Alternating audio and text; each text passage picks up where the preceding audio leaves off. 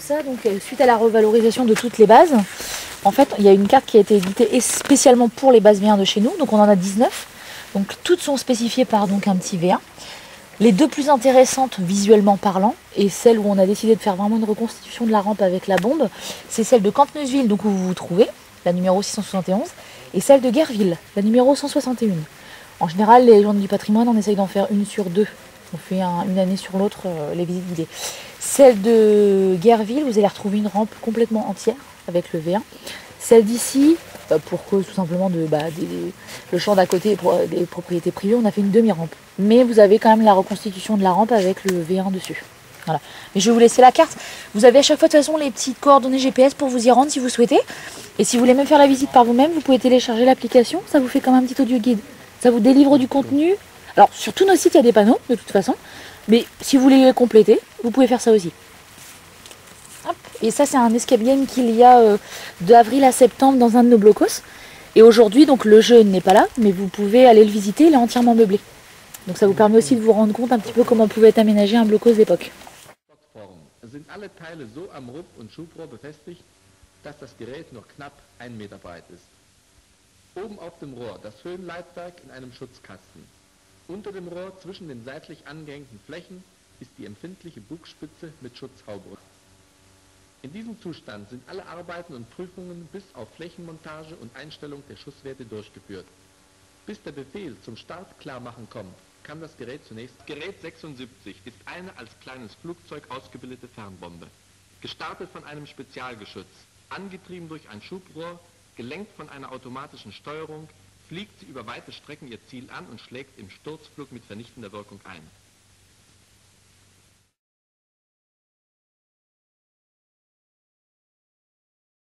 Bonjour et ravi de vous rencontrer ici.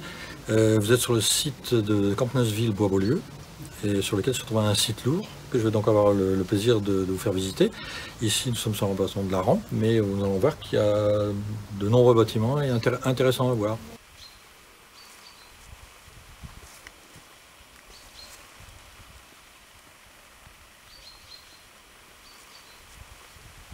Pour refaire un petit peu l'historique de ce site, il a été repéré par les Alliés le 7 novembre 1943, c'est-à-dire en gros dans la même semaine que le site référence d'Yvange-Bois-Carré. Mais il ne sera classé comme cible que beaucoup plus tard, c'est-à-dire quasiment début janvier 1944. Et le premier bombardement n'aura lieu que le 21 janvier 1944 sur ce site. Les bombardements, il va en subir 6. 9 ont été programmés, mais 6 vraiment réalisés. Ce qui représente un total global de 550 bombes de 250 kg. Et force est de reconnaître que les dégâts ne sont pas à la mesure de la quantité de bombes qui a été déversée. On peut résumer, effectivement, le Richthaus que nous voyons ici, que nous allons voir par la suite, a été gravement endommagé, même totalement détruit on peut dire, et c'est vrai que c'est un élément clé, mais que les Allemands ont contourné. Ensuite, un ski a été endommagé, et le bâtiment que nous verrons tout à fait en fin de parcours, le bâtiment de décontamination, qui lui a été également endommagé. Voilà ce qu'on peut dire sur ce site. Maintenant, sa réintroduction, disons, dans la visite s'est faite en 2018, dans le cadre d'un circuit mémoire de base de V1 en forêt 2. Ce qui a été organisé par la communauté de communes de Blangy-au-Mal. Et il y a donc 19 sites, et ces 19 sites sont proposés à la visite. Et c'est ce que je vous propose de voir maintenant. Bon, nous sommes ici sur la dalle de transbordement, disons, là où arrivaient les V1 depuis la gare la plus proche, hein, donc portés sur des véhicules. Cette dalle ici, vous voyez quand même impressionnante, elle fait quand même plus de 800 mètres carrés. Et l'entrée se faisait à l'époque derrière, là dans cette direction, là où vous avez le plus gros arbre. Puisque la piste d'accès traversait donc le champ, mais tout a été remis en culture, la piste a donc disparu après-guerre. Vous pouvez remarquer qu'il y a l'espace béton est ponctué de cavités. Et dans ces cavités, les Allemands laissaient les arbres existants, c'est-à-dire que ça leur fournissait un camouflage naturel direct. Voilà ce qu'on peut dire à ce moment. Alors comment se faisait le transbordement? On avait une grue qui se montait, enfin un portique disons plus exactement, qui se montait par éléments très rapidement. Le camion livreur arrivait en dessous, il suffisait de soulever le V1 qui était dans son emballage de route, on va dire, de transport, de le soulever, retirer le camion et ensuite redescendre le V1 et son habillage sur un chariot, et à partir de là, ce chariot commençait le circuit de préparation. Donc ici, sur l'emplacement précis, vous voyez qu'on a une forme de courbe, on sent qu'on s'en va par là, et tout simplement parce que la piste d'accès était à l'origine là. Et je l'ai encore connue au début des années 70, et depuis, elle a donc été détruite pour remise en culture. Un petit peu en annexe de cette surface, il existait un bâtiment que nous allons voir parce qu'il a quand même un certain intérêt, compte tenu de la situation de ce site. Et ce stockage provisoire, tampon, permettait éventuellement de stocker des V1, mais c'était plutôt pour y mettre des accessoires, donc des chariots, des choses comme ça, en attente de les faire rentrer dans le circuit de préparation.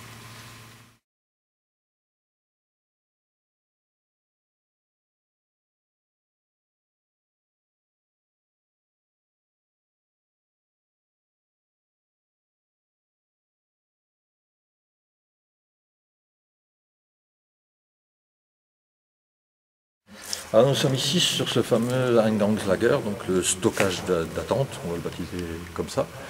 Il y a deux choses que je voulais faire remarquer, c'est un, les dimensions, vous voyez l'encadrement, la hauteur et la largeur de ce bâtiment interne. Parce que comme nous n'avons pas ici de ski, ça permet et on sait que les skis avaient exactement la même section, donc ça permet déjà de mieux visualiser. Ensuite, sur la conception, vous pouvez voir qu'uniformément, d'ailleurs ça concerne tous les bâtiments du site, hein. Vous avez une épaisseur de 76 cm. Alors vous allez me dire, où descend ces 76? Les parpaings faisaient 25, 25, 50.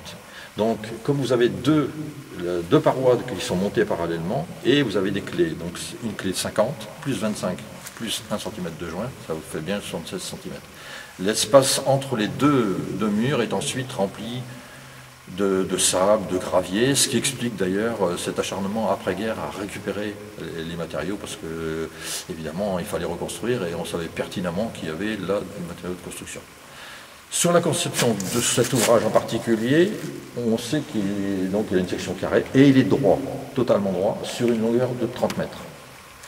Alors à l'intérieur, vous pouvez remarquer tout de suite, il y a quelque chose de très remarquable, c'est la sécheresse. Vous voyez il n'y a pas d'humidité.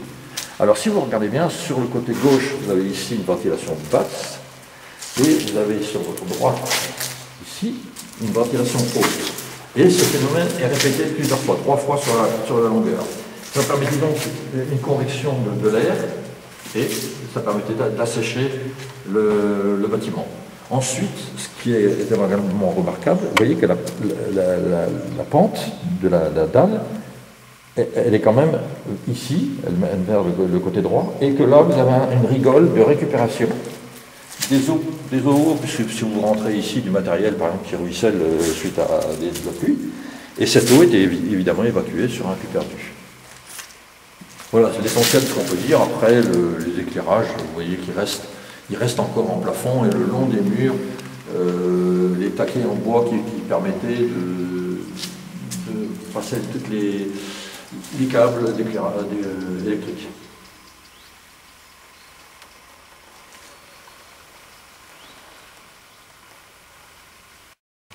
Donc maintenant que nous avons vu le stockage provisoire ou d'attente, nous allons commencer à rentrer dans la chaîne de montage du V1, c'est-à-dire sa préparation. Il faut bien avoir à l'esprit qu'un site comme celui-ci, un site lourd, c'est valable aussi pour les sites modifiés, mais c'est moins évident. Pour un site lourd comme celui-ci, vous avez quand même 3 entités. Vous avez la partie préparation, c'est celle dans laquelle nous allons nous engager maintenant, une partie stockage et une partie mise à feu, une partie tir. Donc vous voyez, c'est trois éléments qui composent toujours une base essentielle.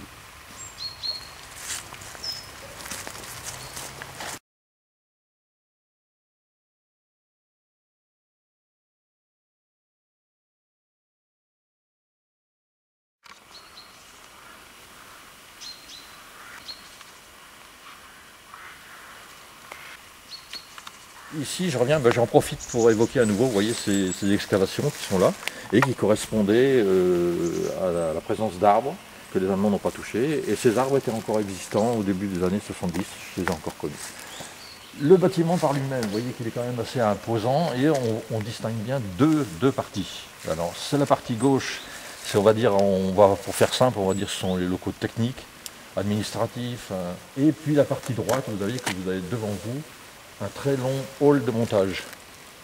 Dans ce hall de montage, il y a 2 postes de travail. Alors ce que je vous propose, c'est, maintenant nous avons vu l'extérieur, on peut faire une petite évocation. À l'origine, il y avait une fausse toiture sur ce bâtiment, avec charpente de bois et couverture en tuiles. Mais bien sûr, tout ça, ça a été récupéré après-guerre. Donc ça permettait de lui donner un aspect bâtiment agricole, forestier. Voilà. Donc maintenant, nous allons rentrer dans la partie hall de montage. Et comme je vous disais, il y a donc 2 postes. Il faut avoir à l'esprit que lorsque le V1 arrivait, c'est ce que nous avons vu sur la plateforme, les ailes étaient plaquées sur le côté, le plan fixe était monté au-dessus de la tuyère. Donc il était dans une configuration très, très compacte, qui permettait d'en mettre 3 sur la largeur d'un wagon. Et une rame type, c'était 40 wagons, donc une rame type qui arrivait d'Allemagne, c'était 120 V1.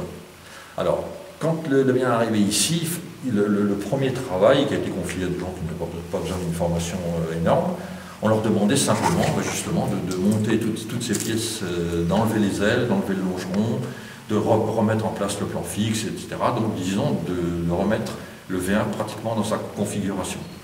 Voilà. Et puis, surtout, de faire la pression des boules d'air comprimé. Ça fera l'objet d'une évocation plus large sur le V1. Mais disons qu'il y avait des boules d'air comprimé qui devaient être gonflées à 150 bars. Et c'est précisément ici que ça se faisait. Ce qui fait que quand le V1 va avancer sur le 2e poste, il est déjà quand même très, très élaboré en matière de tir. Il est presque opérationnel, on va dire. Alors, je parlais d'air comprimé à un instant. Vous avez sur le côté droit une rigole, vous voyez, qui apparaît là-bas, avec une sortie. Et précisément, l'air comprimé arrivait ici, et nous allons voir après de quel bâtiment provenait cet air comprimé. Alors maintenant que j'ai évoqué le premier poste de travail, vous voyez que vous avez des accès sur le côté, sur des locaux. Alors celui-ci a plutôt une vocation, je dirais, administrative, entre guillemets. Voilà, donc c'est plutôt la gestion de ce qui est arrivé en stock, comment tout cela va être géré. Oui. Et la deuxième partie que nous allons, et tous ces locaux, vous voyez remarquer qu'ils ont des cheminées. Normalement tout ça pour le personnel, donc tout était chauffé. Et donc maintenant nous allons évoquer le 2e poste de travail qui là devient, qui a quand même une plus grande importance. Et il se repère grâce à cette poutre que nous avons en plafond. Alors cette poutre qui est ici en intrados, ce qui était dans le plupart des cas, et elle pouvait beaucoup plus rarement être en extrados. Alors ici, pourquoi il y a cette poutre? Tout simplement parce que le V1 qui arrive ici, il a quasiment son poids opérationnel. Hein. C'est-à-dire on dépasse les 2 tonnes. Et on va le soulever du sol, le soulever de son chariot, et le bousculer un petit peu dans tous les sens, aussi bien en site que en azimut, et de manière à voir comment se fait la réaction des volets. C'est-à-dire que si le pilote automatique est bien efficient, et si le carburant, donc on fait un démarrage du moteur, évidemment sans l'allumer, mais pour voir si le carburant monte bien sur les gicleurs du pulseur. Il y a un ballon. Alors pourquoi? Parce qu'une fois que notre V1 est parti de là-bas, cette fois-ci, il a le plein, il a l'air comprimé, tout est dedans. Il n'a toujours pas les ailes, les longerons, entendu. Mais qu'est-ce qu'on fait? On le soulève. Et on commence à chahuter. Donc voilà, à droite, à gauche, qu'est-ce qu'on cherche? C'est voir si les volets derrière vont bien réagir en fonction de ce qu'on va lui faire subir. Donc c'est sûrement, alors là, vous avez déjà affaire à des cas un petit peu au-dessus quand même. Hein. Là, ici, il faut déjà un petit peu d'encadrement. Il faut donc on a un cran. Alors ces ouvertures qui sont derrière nous, c'est tout simplement des liaisons avec les ateliers qui sont derrière. Ça permettait de passer les pièces nécessaires, l'outillage, et ainsi de suite. Donc vous avez 2 ouvertures ici. Ce qui fait que quand le V1 va quitter cet emplacement, il va aller très rarement directement au tir, parce que c'est rare qu'on soit prêt, mais au moins au stockage. Donc c'est ce que j'évoquais tout à l'heure, c'est-à-dire la deuxième entité du site. Maintenant qu'on a terminé la préparation avec les bâtiments annexes, parce que cette préparation est bien évident que ce qui se passe ici à l'intérieur de ce hall nécessite, ne serait-ce que ce que j'ai évoqué, c'est-à-dire l'air comprimé, et nous allons voir avec quel bâtiment se faisait ces fournitures. Nous sommes ici, à l'entrée. Voilà les 3 bâtiments que je viens d'évoquer, qui ont disparu.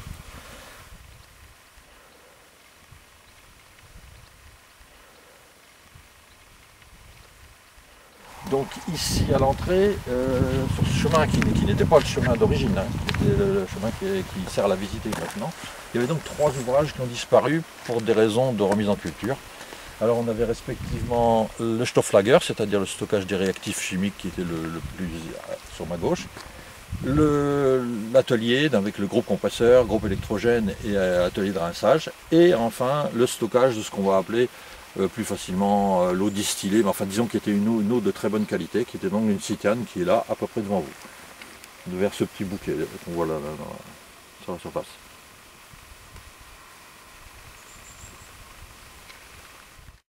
Alors si, il y a quand même, il y avait 3 bâtiments qui ont été supprimés après-guerre, puisqu'ils étaient terminés en culture. Dans ces 3 bâtiments, il y en avait un qui contenait de l'eau de très bonne qualité, une eau déminéralisée, de très bonne qualité, un atelier qui permettait le rinçage, et en même temps cet atelier avait un groupe compresseur. Depuis que je vous dis qu'il faut gonfler les boules à 150 bars, vous verrez qu'il y a d'autres choses à gonfler à 150 bars. Donc il y a le fameux compresseur qui est dedans, et cet atelier était là derrière. Et qu'est-ce qui se manque encore? Et puis le stockage des réactifs. Vous avez vu les 2 sortes de bidons. Donc il y avait un bâtiment qui était là avec 2 accès différents, si vous dire à quel point ils se méfiaient de la rencontre. Séparés par un mur, on ne pouvait pas passer de l'un dans l'autre, hein, c'était pas possible. D'un côté les gros bidons, de l'autre côté les petits bidons.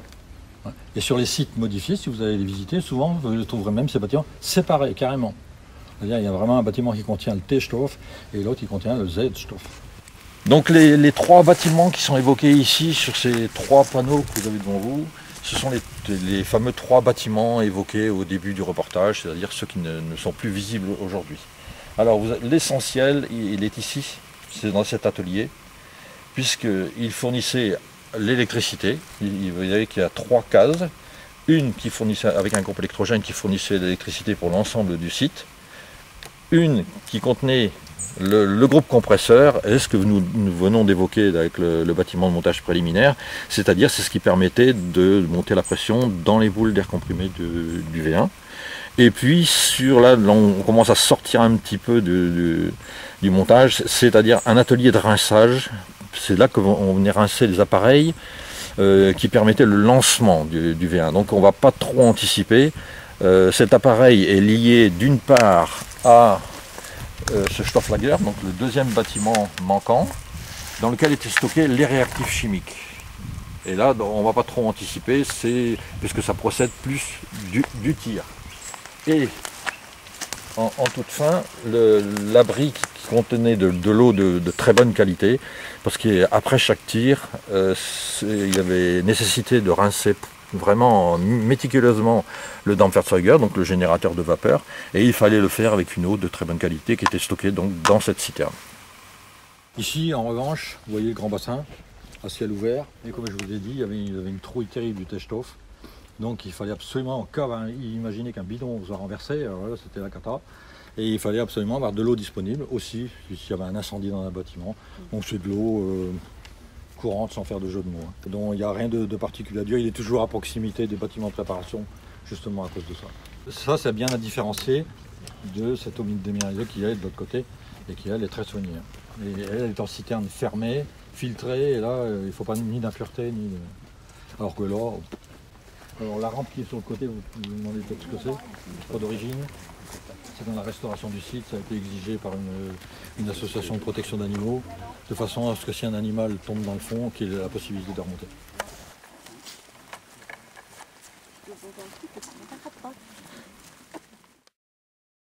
Le ski en ski. Alors, en voilà un en photo. La maladie de la destruction, c'est un que j'ai photographié qui était à Gorenflot et qui a été démoli maintenant. Donc vous ne le retrouverez plus non plus. C'est une maladie de démolir. Et voilà les deux sortes de skis. Je vous ai dit qu'il y avait 20 V1 jour prévu au tir. Donc 7 et 6. La courbe, elle dévie les effets de souffle et elle interdit tout tir direct. Et sinon, vous reconnaissez ici la coupe. C'est ce qu'on vient de voir tout à l'heure, ce que je vous ai dit. Hein. Voilà, vous le reconnaissez bien. Et cette fois, nos V1, vous voyez, ils sont toujours sur le chariot bas. On va seulement venir au poste d'après, on va changer de chariot. Mais là, quand on arrive ici, on est toujours sur le fameux chariot bas, le TW76. Avec les ailes remises sur le côté, donc prêt à monter. Et elles vont être montées seulement au cran d'après. Le cran d'après, on va y aller. Donc si vous voulez regarder, alors ici, on sent très bien la courbe d'entrée. La ligne droite. Si vous continuez en bas, il y avait l'accès aux deux autres. Mais ils n'y sont plus. Malheureusement, pas vous les montrer. Mais si vous allez dans des secteurs comme Aïlo, Clocher, Guéchard, Noyelles-en-Chaussée, dans le coin, vous allez en trouver sans problème. Il y avait Gorenflot qui était magnifique, mais bon, il est terminé. Donc voilà le Richthaus. Donc c'est le dernier réglage qui nous manquait. On a vu que notre V1, tout était prêt, les ailes n'étaient pas montées. Et les ailes, on va les monter là où vous êtes, devant. On l'installe, on monte les deux ailes, donc on monte le longeron par le côté gauche. Ensuite on rentre les deux ailes, on règle l'angle d'attaque. L'angle d'attaque sur un V1 était de 3,30 degrés en positif. Pour le plan fixe à l'arrière, il était négatif. Pourquoi?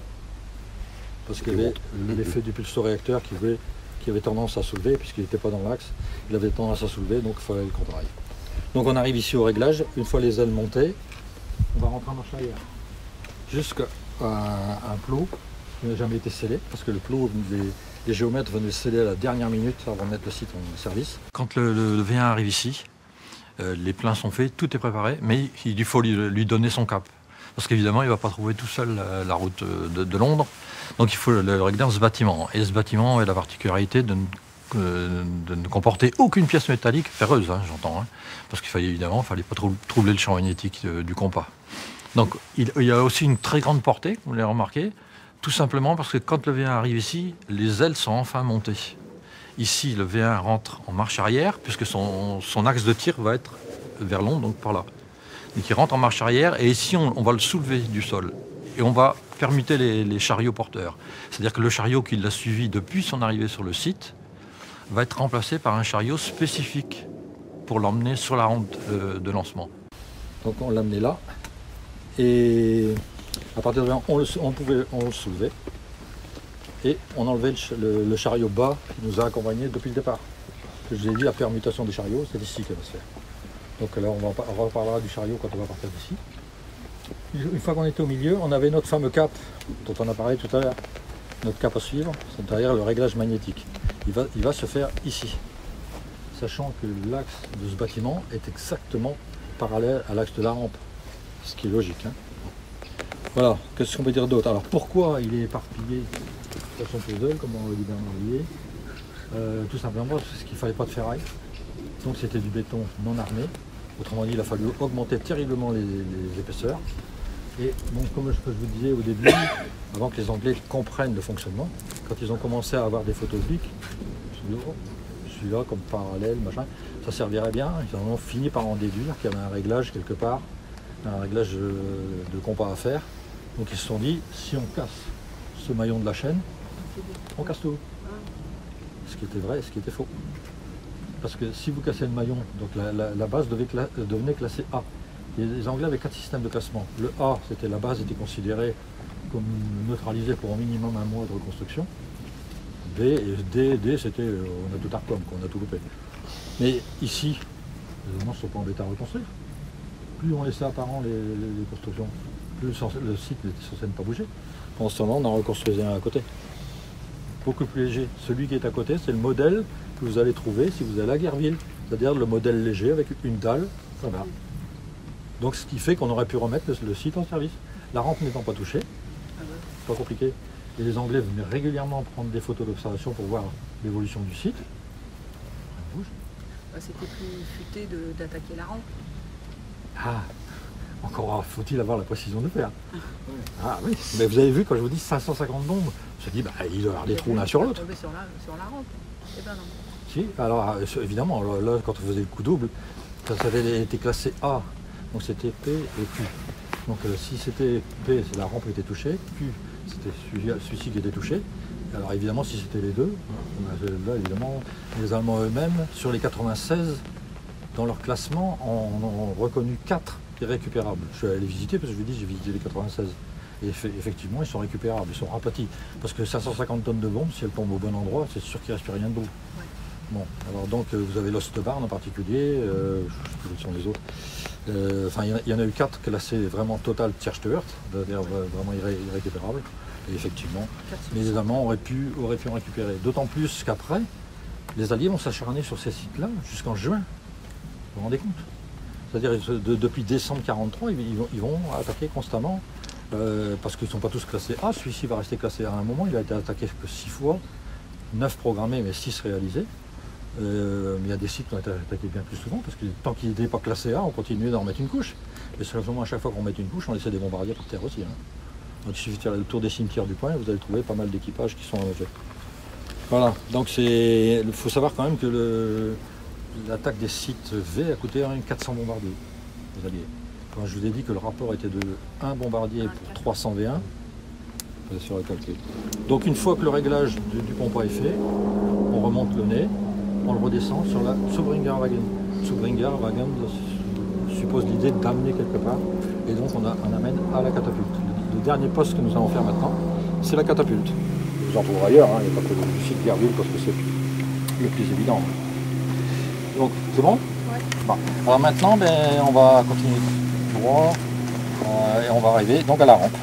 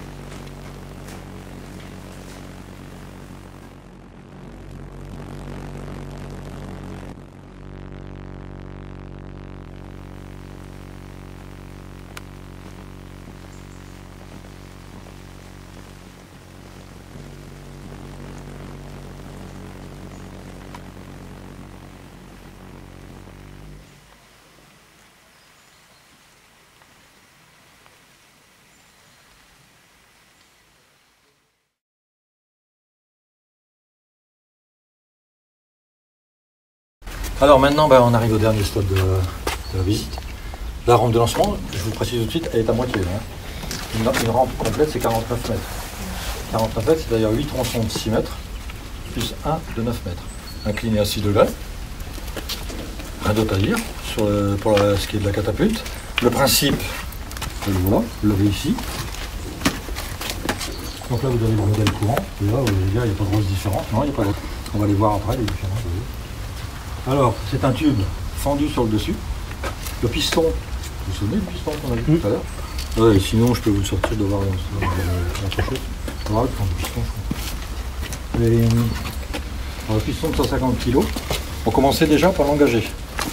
Première chose à mettre en place. Ensuite, voilà l'autre V1 qui arrive sur sa Zubringerwagen, comme je viens de vous le dire. Vous voyez que là, il y aurait dû y avoir des rails, ils n'ont jamais été scellés puisque ça n'a jamais été fini. Le 2 rails à l'anthrax d'un mètre 30, c'est-à-dire qu'on retrouve toujours ce même anthrax partout dans les ateliers, on va retrouver un 30 partout. Donc on rentre là et on va amener un engin. Une fois que le piston est engagé, on va amener là, donc le Zubringerwagen Le Kurzübergangswagen, c'est quoi? C'est un chariot porteur, et dessus des rails, village, et dessus un chariot qui roule, un peu comme vous voyez, ce que les garagistes ont pour aller sous les voitures, vous savez, un peu de luge mais sur roue, mais qui est évidemment bloqué, et qu'on va monter sur les rails qui sont là. C'est la seule distinction qu'on peut faire entre un tronçon normal et le tronçon de départ. Vous voyez qu'il y a deux rails, et si vous allez au bout, vous voyez qu'il y a un verrou. Vous pouvez le manœuvrer, vous allez voir le verrou. C'est-à-dire que quand l'équipe de pièces va arriver là, votre Kurzübergangswagen, vous allez le relier ici, sur le rail. Ensuite, toute l'équipe de pièces va pousser le berceau avec l'ensemble du V1 jusqu'à ce qu'on vienne s'accrocher là. C'est comme votre entrée de garage. Une fois qu'on est là, c'est fini, le chariot peut plus redescendre. Une fois que vous avez desserré les sous-ventrières, vous descendez votre V1 de façon à ce qu'il s'emboîte exactement sur la partie qui sort, la partie du piston. Voilà, les traves du piston qui sort. Vous emboîtez votre sabot dessus. Attention, vous enlevez les sous-ventrières, vous faites redescendre, vous soulevez le cliquet, vous faites redescendre le chariot, votre Kurzübergangswagen peut repartir, c'est fini. Donc maintenant, le V1 est en place, à la bonne place. Alors, vous allez me dire, bah oui, vous avez dit le tube est fendu. Ouais. Bien sûr, c'est fendu. Donc ça veut dire que si on met de la pression dedans, ça va s'en aller. Non, parce que derrière, d'abord, il y avait un rail qui permettait de cacher jusqu'à la luge. Le V1 repose sur une luge. À l'avant sur le piston, mais à l'arrière sur une luge. Une luge qui a une double fonction. Elle a deux plots et un berceau, le V1 pose dedans, et il y a deux plots. Un qui est assez costaud, qui permet la liaison, bonne liaison entre lui et la luge, et un plus petit. Parce que le contrôle électrique depuis le bunker de tir se fait par un câble qui est branché là-bas de l'autre côté, un câble à cette fiche. Mais une fois qu'il sera parti, il faut rétablir le circuit à l'intérieur du V1.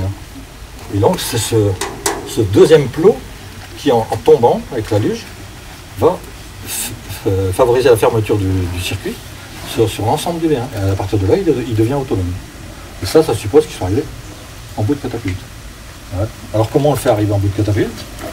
On va chercher un Dampferzeuger, donc générateur de vapeur si vous préférez en français. Alors ce générateur de vapeur, c'est un truc sur roulette qui fait dans les 400 kg, qui a toujours l'écartement devant, et qui va venir ici. Vous voyez, c'est comme un raccord pompier. C'est-à-dire qu'une fois qu'il est engagé, vous le bloquez et vous avez l'étanchéité entre votre générateur et la catapulte. Voilà. Et dans ce Dampferzeuger, qu'est-ce qu'on met? De l'eau. Non. Les deux bidons, vous vous souvenez des deux sortes de bidons? T-Stoff et Z-Stoff. Voilà. Donc le fameux T-Stoff, comme je vous l'ai dit, c'est un peroxyde d'hydrogène, c'est-à-dire de l'eau oxygénée à très forte densité. C'est-à-dire qu'en gros, vous allez chez votre pharmacien, c'est 3-4%, ça fait 20 volumes, quoi. La décoloration des cheveux, c'est un peu plus dans les 20%. Et là, il fallait jamais être en dessous de 82,5 de décollage. Donc je vous laisse imaginer. C'est-à-dire qu'autrement dit, c'est un produit qui bouffe tout. Vous le mettez sur du bois, le bois s'enflamme. Ça dévore tout, y compris le cuir. Il n'y a que des produits synthétiques, certains produits synthétiques. Donc vous avez peut-être remarqué, il y avait un mannequin qui avait une tenue complètement synthétique. Et en fait, c'est dérivé, c'était du Mipolam à l'époque, le produit avec lequel on fabriquait ces vêtements pour se protéger. Et c'est tous ces dérivés qu'on va trouver dans les années 50, qu'on doit avoir chez nos parents, le fameux Gerflor et ainsi de suite. Tous ces produits proviennent de là. Et des produits qui évidemment résistent pas mal. Alors, ce T-Stoff qui était extrêmement dangereux, donc vous avez vu toutes les précautions qu'on prend. Donc on en a 3 bidons, on met 60 litres. Vous avez 3 bidons de lait pour un chargement. Et vous avez 2 bidons de Z-Stoff. Alors pourquoi, d'où ça vient, T-Stoff, Z-Stoff? T-Stoff, ça vient tout simplement de la Première Guerre mondiale, parce que les Allemands ont utilisé le peroxyde dans les gaz de combat. Et à l'époque, ils l'appelaient Thymol. Donc c'est commencé par un T, bon, ils ont conservé la lettre, T-Stoff. Et Z, c'est-à-dire c'est l'élément qui va compléter, c'est-à-dire celui qui va déclencher la réaction. Donc Z pour Zusatzstoff, et c'est pour ça qu'on appelle Z-Stoff. Alors lui, c'est un permanganate de potassium, de sodium ou de calcium. A priori, pas de grosse différence, sauf que le calcium avait une meilleure réaction avec le froid. Et quelqu'un me parlait, je crois que c'était une madame, de l'utilisation de V2, et en particulier V2 utilisait de l'oxygène liquide, donc à moins 183 degrés. Évidemment, dans la turbine par exemple du V2 fonctionnait sur le même principe, c'est-à-dire T-Stoff, Z-Stoff, c'est ce qu'on appelait le procédé Walter. Et ça a été utilisé, le même procédé est utilisé pour propulser des torpilles, même certains sous-marins. Et il a été utilisé donc pour faire décoller le V1. Et il a été utilisé dans la turbine d'alimentation de la V2, du V2 comme vous voulez. Voilà, donc ce procédé Walter. Alors, une fois que tout ça c'est en place, tout va se commander depuis là-bas évidemment. Personne ne reste à proximité. C'est de toute façon fortement déconseillé et interdit. La rampe, comme je vous ai dit, elle fait 49 mètres. L'engin au départ fait un peu plus de 2 tonnes. Donne toujours 2 tonnes 230, mais ça ne veut rien dire, comme je vous ai dit tout à l'heure. Selon l'endroit où vous trouvez, le plein de carburant ne se fait ou ne se fait pas, donc déjà c'est impossible. Mais on va rester autour de 2 tonnes 2, on va dire, pour simplifier. Donc 2 tonnes 2 à 0, ici, plus le piston qui fait 150 kg à l'intérieur, qui va le propulser. Et là on fait 49 mètres. À votre avis, au moment où on va déclencher, entre le moment où il va être ici et arriver au bout, il va s'écouler 30 secondes? Moins d'une seconde. Entre 0,6 et 0,8. Donc je vous demandais, ça arrache sec. Alors justement, je vais vous montrer sur une vidéo allemande d'époque, j'ai fait des arrêts à 1 dixième de seconde, à 2 dixièmes. Je vais faire circuler, vous inquiétez pas. À 2 dixièmes, et voilà ce que ça donne. Parce qu'évidemment, ça on n'arrive jamais à obtenir une étanchéité totale.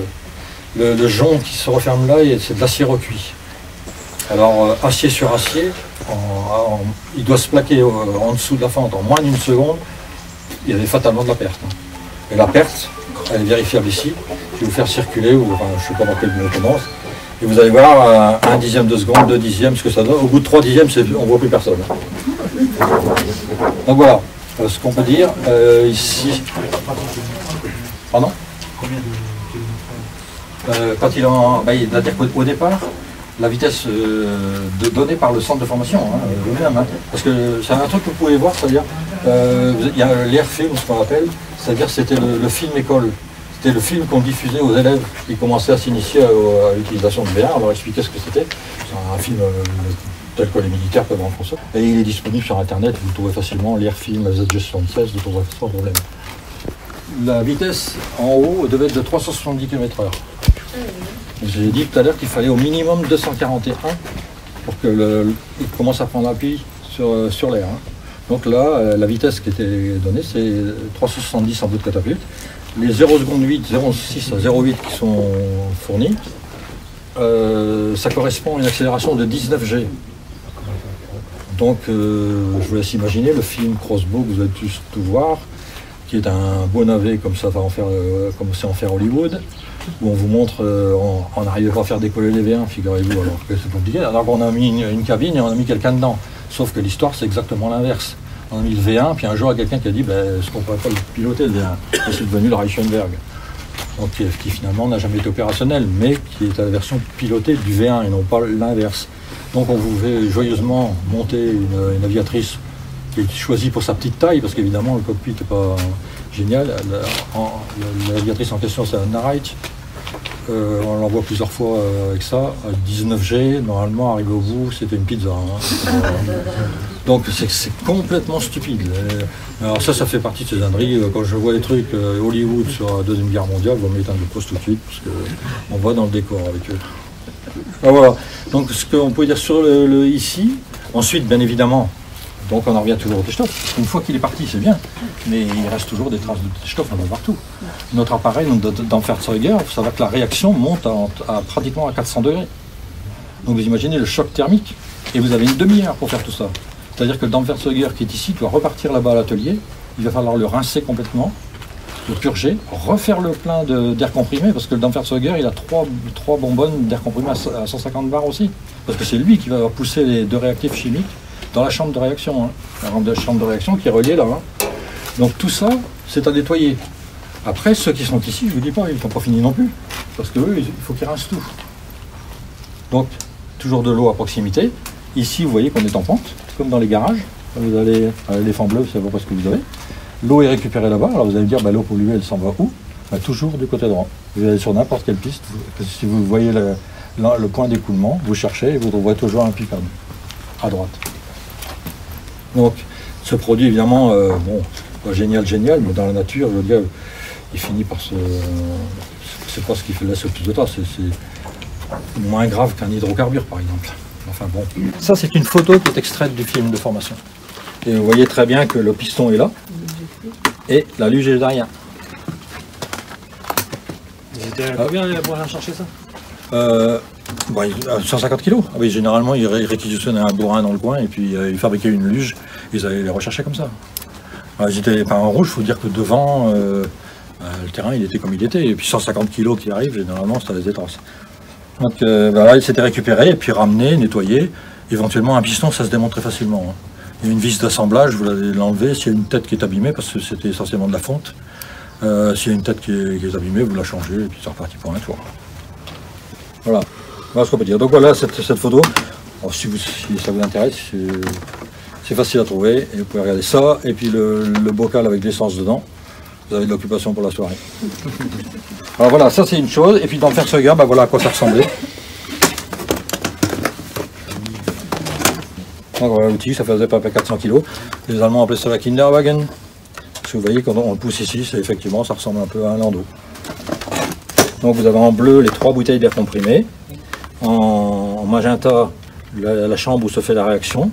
En vert, le Teststoff et légèrement en dessous la petite bonbonne, ici, qui est le Z-Stoff. Voilà. Mais au début, ils mettaient J'avais vu un film, Opération Grosse-Beau. Ah, c'était des... La chose à ne pas regarder. C'était des pilotes, ils mettaient des pilotes dedans. Non, c'est ce que je viens de vous dire. C'est l'inverse qui s'est produit. Parce que dans le film, on vous dit on n'arrivait pas à mettre au point le V1, donc, enfin il ne s'appelait pas V1, mais on va simplifier. Comme on n'arrivait pas à mettre au point le V1, on ne trouvait pas pour quelle raison il volait mal. Donc on va essayer de mettre quelqu'un dedans qui va être capable de dire bah oui, il ne vole pas à cause de ça. Alors que c'est exactement l'inverse. Le V1 était au point. Il était même déjà tiré depuis un moment, parce que ça, on est en septembre hein, quand ça s'est produit. Et c'est Scorzeni qui, en allant à Peenemünde, assiste à un tir, et puis qui se dit, bah, pourquoi finalement on n'en ferait pas un engin suicide? Quasi-suicide, on n'avoue pas suicide, parce que c'est pas comme les Japonais, kamikaze, parce que le kamikaze, il annonce clairement qu'il est suicide.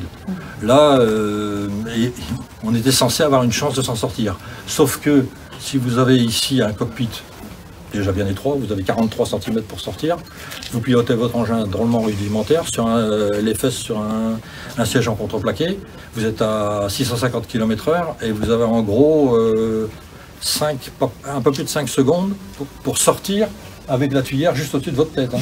Donc vous avez intérêt à viser juste quand vous volez. Ce qui fait que les chances de survie étaient de l'ordre de 1%. Et ça s'est effectivement produit. Ça s'est produit à un gars qui travaillait avec Anna Reich, quand ça lui est arrivé, justement, les tôles des ailes ont commencé à se dérifter. Quand il a vu la catastrophe, il a sauté. Il a réussi à le faire. Mais il a réussi à le faire. Sinon, c'était pas bon. Starbati, par exemple, qui a fait la même expérience, il a perdu le contrôle. Et pourtant, Starbati, c'était un pilote d'essai qui était très expérimenté. Il n'y a rien eu à faire, il y avait un lac en dessous, il a plongé et puis il est mort noyé dans son appareil. Hein. C'était quasi impossible de sortir de... Parce que l'idée c'était de le guider jusqu'au dernier moment sur une cible qui vaille la peine. Donc l'idée par exemple c'était de le balancer sur un porte-avions, un cuirassé, quelque chose qui valait le coup d'être détruit. Quoi. Mais avec une chance de sauter mais qui était très faible. Mais c'est pas ce qui posait problème. Ils n'ont pas eu de mal à trouver des volontaires. La rampe est axée sur Londres. Alors il ne faut pas non plus s'imaginer, il n'y a que 50 mètres de tir à peu près. Là, une catapulte, ça faisait 49 mètres exactement. Il est bien évident qu'un V1, ce n'est pas la longueur des 50 mètres de guidage qui va suffire à donner la précision de 220 km de portée. Il y a forcément un décalage en route, parce qu'à partir du moment où le V1 aura pris son envol, il va être soumis aux problèmes de température, d'altitude, de courant d'air. Donc il faudra autre chose pour le corriger.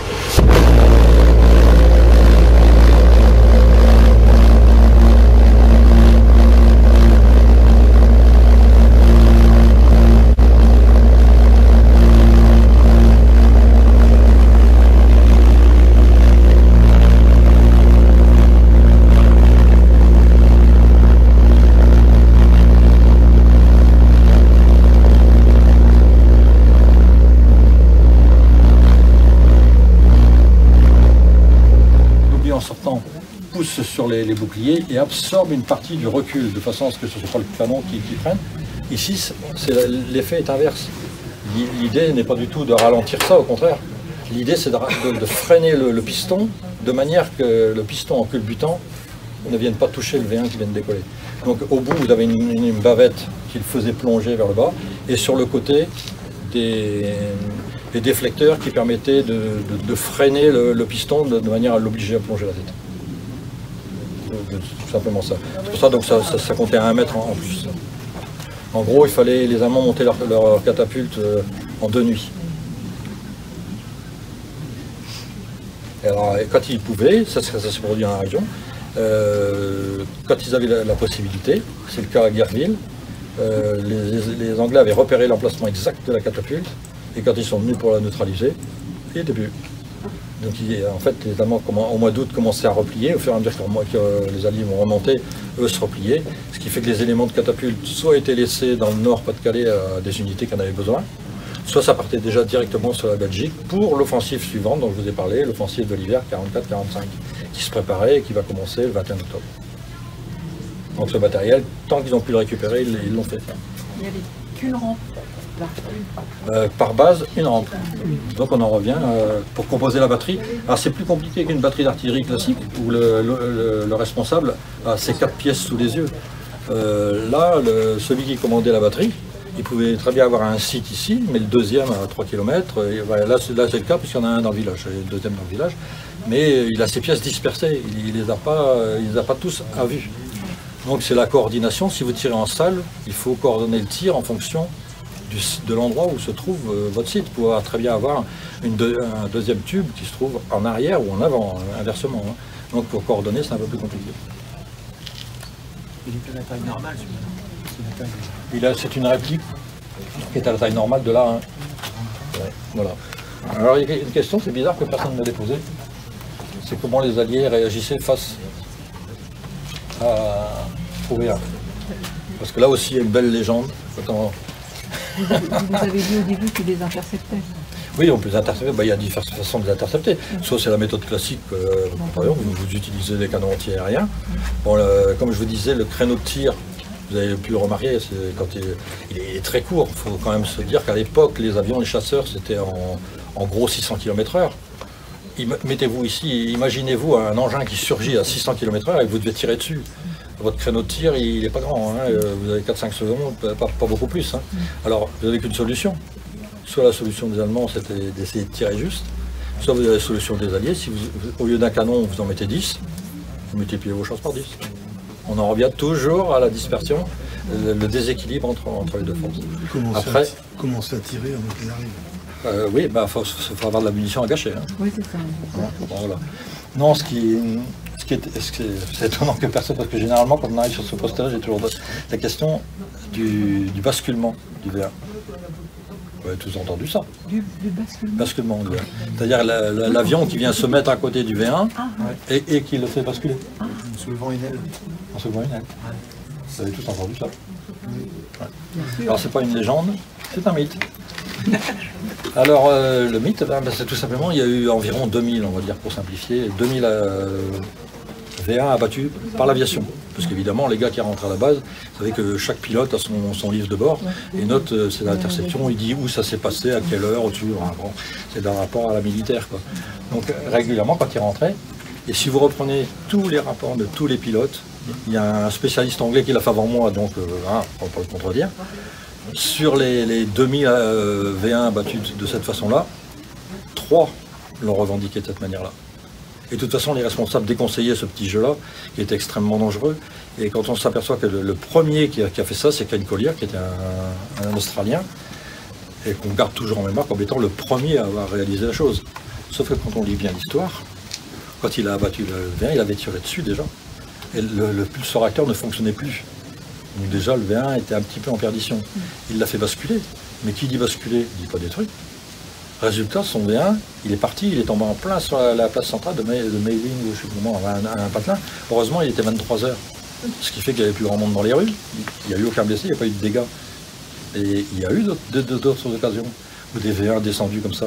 Descendus, mais toute la charge était encore dedans et il était encore en état. C'est pas parce qu'il partait vers le sol qu'il allait pas détruire. Et il y a un exemple où on est tombé sur un camp américain et 43 soldats américains qui se sont trouvés tués. Voilà, donc... alors cette expérience-là, je l'ai recommencée, j'ai recalculé, pour être sûr. Donc il le faisait basculer, c'est ça? Bah, l'idée c'est ça, parce que comme je vous ai expliqué, c'est le gyroscope. Oui. Donc le gyroscope, il n'aime pas beaucoup au-delà de 5 degrés. Oui. Si on le chahute au-delà de 5 degrés, Oui. il a du mal à rattraper. La vitesse aidait un peu dans l'expérience. Mais Fitzler, comme je vous ai dit, qui a conçu, quand son ingénieur est revenu de Berlin en disant bon ben on n'a plus qu'à construire une bombe vite fait, et Fitzler, qui était quand même pas le dernier venu, hein, c'était quand même un pilote, il a dit mais et on le contrôle comment? Par gyroscope, il nous demandait que ce soit contrôlé par gyroscope. Il a dit, bah là, à ce moment-là, il y a des possibilités de basculement. Puis après réflexion avec son ingénieur en chef, il a dit, oui, mais enfin, la probabilité est tellement faible, on va pas prendre de risque. Effectivement, elle est extrêmement faible. Sans parler de tous ceux qui l'ont tenté et qui ne sont jamais revenus pour le dire. Alors, donc, parce qu'il faut savoir aussi qu'il y a quand même pas mal de pilotes qui ont laissé leur peau, soit parce que ils étaient tellement pris sur leur V1 qu'ils ne voyaient pas qu'il y en avait un autre qui était là. Et puis il y a eu au départ des dégâts. Dans la première organisation de défense des Anglais, on compte à peu près une trentaine de pilotes qui sont bousillés mutuellement, hein, qui sont allés uniquement parce que dans l'affaire, ils ne se rendaient pas compte qu'ils étaient plusieurs. D'ailleurs, si vous prenez les tableaux de tir, c'est assez curieux, les victoires sont comptabilisées en demi. C'est-à-dire que s'il y en avait deux qui rentraient en disant ah, moi il l'a eu, non c'est moi. Ah oui. Bon ben on faisait pas de jaloux, t'en as un demi, toi t'en as un demi. Voilà, c'était le système. Non mais ça c'est facilement vérifiable. Voilà. Donc ça marchait comme ça. Ouais. Mais alors donc je refais le compte et moi j'arrive à 4. Bon, il y a un Polonais qui la veille de la fin de l'offensive, donc le dernier jour du mois d'août, dit on va basculer un au-dessus de la Manche. C'était bon, pourquoi pas. Possible, donc ça ferait 4. Donc ça ne va pas changer grand-chose à l'affaire. Oui. Voilà. Donc, rien de nouveau, de bonnes bombes anti-aériennes pour... Ah oui, bon, ils avaient ce qu'il fallait. Ils avaient du matériel, ils avaient les hommes en conséquence, ils avaient le matériel, ils avaient les munitions. Oui, non, ça... Donc voilà un peu. Ça a été beaucoup plus compliqué dans la deuxième campagne, celle de Hollande. Parce que là, comme je vous ai dit tout à l'heure, les V1 étaient lancés plus bas, sur des terrains plats, donc c'était encore plus compliqué de les intercepter. Plus ils étaient bas, plus ils avaient de facilité de consommer de l'oxygène dans le pulso, donc plus ils fonctionnaient à plein rendement, donc tout était réuni pour que ça marche. Alors là, il y avait une astuce qui consistait à repérer le passage, un deuxième repérer le passage, ça permettait de tracer une ligne et de prévenir la batterie qui se trouvait en arrière en disant bah, il va passer sur votre ligne. Donc autrement dit, il l'attendait. Là, ça a été aussi facilité. Et là, il faut se remettre dans le contexte de la Hollande, qui n'est pas le même qu'ici. En plus, il y a un bras de mer à franchir. Alors, pour ce qui est de la version longue, à partir de la Hollande, il n'était évidemment plus question de tirer sur Londres. Donc, il y a eu l'opération Deckel, c'est-à-dire il a été demandé de concevoir un V1 de plus longue portée. Mais alors, qui dit augmenter le réservoir, dit diminuer la charge explosive. Ça a été fait, il y a eu 667, je crois que c'est de mémoire, qui ont été construits. Ils ont été essentiellement tirés de Rotterdam, uniquement de Rotterdam. C'est jamais allé bien loin, il n'y en a pas beaucoup qui sont arrivés sur Londres, donc ça a été abandonné. Et après, il y a à peu près, c'est quand même notable, il y a à peu près 1200 qui ont été largués par avion. Mais ça coûtait très cher parce que si vous faisiez descendre, vous perdez l'avion et le V1 en même temps. Donc c'est pareil, ça. Et puis il y avait toujours le problème de carburant, donc ça a été de la même manière, il a fallu le redonner. Donc si vous allez en Allemagne, dans le massif de l'Eifel, Westerwald, vous allez trouver des sites V1, encore plus simplifiés que les ultra simplifiés que vous avez ici. C'est-à-dire qu'on avait encore franchi un cran, on était arrivé où les supports étaient même plus bétonnés, où les pistes étaient plus bétonnées, on arrive au simple du simple. Mais c'était toujours le même système. Ah, rien n'avait changé. Il n'y avait rien de plus. Rien n'a changé, le système de lancement était le même. Ouais. Comme je l'ai dit, le V1 a évolué de telle manière qu'après, de plus en plus de parties étaient construites en bois. La charge explosive, le nez, les ailes, très vite, elles ont été construites en bois. Je ne sais pas si vous avez visité la coupole, vous en avez un de Reichenberg qui est exposé. Je vous signale au passage d'ailleurs qu'il y a un V1 authentique, hein, il a été entièrement restauré, un V1 qui était tombé au Tréport. Qui a été longtemps aux Andelys, musée de Tony, je ne sais pas si quelqu'un d'entre vous, si vous connaissez le musée. Dans ce musée, monsieur Davis, monsieur monsieur Hérisé est décédé, le musée a été vendu et le V1 est arrivé maintenant à la coupole. Donc si quelqu'un veut voir un véritable V1 avec toutes ses pièces d'origine, toutes les pièces dont je vous ai parlé tout à l'heure, qui sont parfaitement visibles, le fameux compteur, le pilote automatique, si vous voulez voir tout ça, vous allez à la coupole. La coupole, c'est Viviane Elfo. Donc là, il n'y a pas de problème, il faut voir ça. Puis sinon, après, pour le reste, les autres sites qui se visitent, il y en a pas mal, vous avez Brécourt. À Éperlec, bon, alors, il y a une rampe et il y a une petite confusion qui se fait. Parce que la catapulte d'Éperlec est authentique, elle est d'origine, sauf le premier tronçon. Pour la simple et bonne raison que les premiers tronçons sont extrêmement compliqués à trouver, parce que généralement, ce que les Allemands faisaient en partant, ils mettaient une charge dedans et ils faisaient sauter le premier élément. Bon, il y avait quatre procédés de sabotage, de sabordage, on va dire, qui étaient préconisés par le régiment. Alors ça consistait soit à couper les étrésillons le plus loin possible, c'est-à-dire qu'à partir du moment où la rampe était en vide, elle se cassait au centre, soit de mettre une charge ici, soit quand vous aviez encore un V1 non utilisé, c'était de prendre la charge, de la mettre entre le premier et le deuxième étrésillon, donc juste la charge, et je vous revenais à l'explication que j'avais tout à l'heure. Vous mettez un détonateur retard, vous l'ajustez sur une demi-heure, vous tirez la goupille et vous partez. Et une demi-heure après, ça saute. Donc une demi-heure après, généralement ça bascule les flots, ça arrache la partie de catapulte qui était au-dessus, donc elle est neutralisée. Ce qui fait que si vous voulez voir un premier tronçon authentique, j'en connais pas d'autre que le musée d'Oxford, au nord de Londres. Et la résistance, elle n'a pas ciblé ce type de jeu. Nous-y là. Alors. Il fallait la poser la question. Il fallait la poser la question. Elle va y venir un moment. Quelqu'un me l'a posé hier. Madame, moi je suis prêt. C'est moi. Mon grand-père. Comme tous vos grands-pères. C'est moi qui me pose des questions oui. Là-dessus. Et il y a aussi une question qui n'a pas été posée, c'est bizarre aussi, c'est les V1 qui tournaient en rond. Bon, comme je vous ai expliqué, le compas au départ est alimenté par de l'air comprimé. Voilà. Alors deux gaines. Ce qui se trouvait que c'est sous l'effet des 19 G dont on vient de parler, il arrivait qu'en bout de catapulte, le compas, il se coince d'un côté. Mais s'il se coince d'un côté, il commence à corriger en disant, il faut partir par là. Mais comme il ne se remet jamais en place, on tourne, et puis jusqu'au moment où il n'y a plus de carburant, on se casse la figure. Alors ça c'est resté dans le... Et ça ne représentait que 1,6% des tirs. Mais c'est resté dans l'esprit de beaucoup de... mémoire collective. Voilà, c'est exactement la mémoire collective, c'est moi que je cherchais.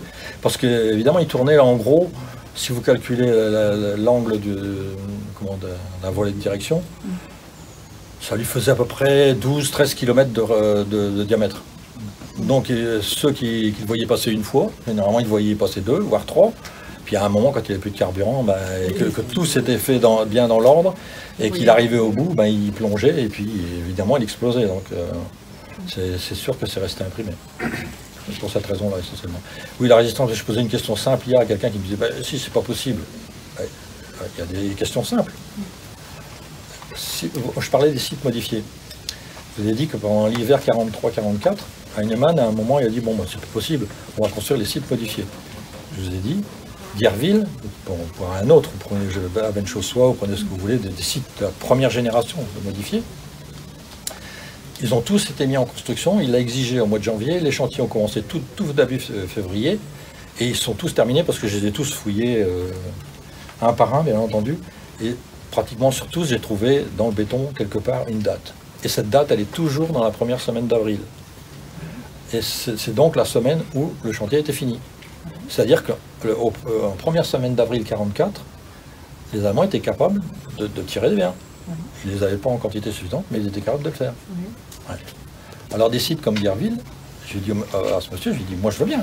Donc, je prends tout en compte, j'ai pas d'a priori, je suis historien, donc moi à partir du moment où on me confirme la fête, d'accord. Mais j'ai dit, expliquez-moi pourquoi depuis début avril jusqu'au 12 juin, ils n'ont pas vu une bombe. C'est que l'information ne devait pas passer si bien que ça. Genre c'était super protégé. Oui, d'accord, enfin... C'est pas vrai. Enfin, quand vous êtes du coin, vous connaissez bien votre région, vous savez quand même bien qu'il y a des installations. Vous savez bien qu'en allant vous promener par là, on vous interdit de passer. Bon. Non, ce qu'il y a, c'est évidemment, il faut se mettre à la place. Déjà, les Alliés, avec toutes leurs enquêtes, ont mis du temps à comprendre ce qui allait se passer. Le lambda moyen, sans vouloir être méchant, évidemment. Déjà, en voyant passer les premiers, tout le monde avait l'habitude de voir des avions à hélice. D'un seul coup, on voit un truc qui fait un boucan pas possible, qui n'a pas d'hélice, et puis qui a les premiers avions en réaction. Il faut se mettre dans l'état d'esprit qu'à l'époque, l'avion en réaction, c'est pas courant, ça n'existe pas. En 1944, l'avion en réaction, c'est les balbutiements de l'avion en réaction. Donc là, on a une forme de réaction qui est la pulso-réaction, mais enfin, c'est toujours la même chose. Et c'est sûr que... Mais la preuve, c'est que ces sites n'ont pas été touchés. Voilà. Et après, pour en revenir au Richthaus, on a vu tout à l'heure, vous avez vu comment il était éparpillé, celui-là. Coup direct, ça ne pardonnait pas, il n'y a pas d'armature. Bon. J'ai visité les 96 sites, parce qu'on me dit toujours, hop, après les bombardements, tout était écrasé. Bon. J'ai donc visité les 96 sites pour m'en faire une idée. À part les 4 donnés par les Allemands qui effectivement sont totalement aplatis. J'en ai trouvé 25 où le Richthaus, c'est-à-dire l'élément clé quand même du dispositif, intact. La preuve, la photo que je vous ai montrée, il y en a un qui est intact. Vous avez la Ivranche, il est intact. Vous avez la Ripel, il est intact.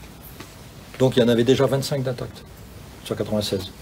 25 qui auraient été facilement réutilisables. Où les Allemands avaient déjà commencé à installer. Donc vous êtes déjà presque à la moitié des sites lourds qui auraient pu être réutilisables. Mais de toute façon, le jeu était déjà joué. À partir du moment où les Alliés continuaient à s'acharner dessus, pourquoi bouger? On va les laisser faire. Hein. Parce que les Allemands se sont dit, il faut parler clairement, quoi. C'est pas la peine de... Donc c'est ce qui s'est produit. Et moi, je vais même un cran plus loin. Je me dis, mais à la limite, c'était la meilleure des protections. Au mois de juin, quand les Alliés ont dit, bon, ils s'en serviront plus, les sites lourds, on va arrêter de bombarder. Magnifique pour mettre du matériel à l'abri. Le garage qu'on avait à l'entrée, on est stocké du matériel. On ne bombarde plus. Vous avez un site opérationnel juste derrière, là où c'est, qui a pas mal tiré. Il suffisait qu'il stocke ça bien ici. Donc, vous voyez, dans la guerre, il faut pas, vous ne pouvez pas imaginer qu'il y a le malin et le stupide. Un malin et demi, il y a toujours... chacun utilise ses... Donc, non, il faut voir avec un peu de recul. Et c'est ce que je fais. Et puis alors après, évidemment, ce qui me hérisse le plus, c'est les stupidités qui circulent. C'est ça, les contre-vérités, les stupidités. C'est là. Et les légendes, alors les légendes, bon, très bien, à l'époque, on sait. Mais maintenant, ça devrait quand même tendre à disparaître. Hein. C'est le boulot d'historien, mais c'est vrai que c'est un boulot compliqué. Hein. C'est des légendes qui ont la vie dure. Hein. On a la vie dure. Voilà.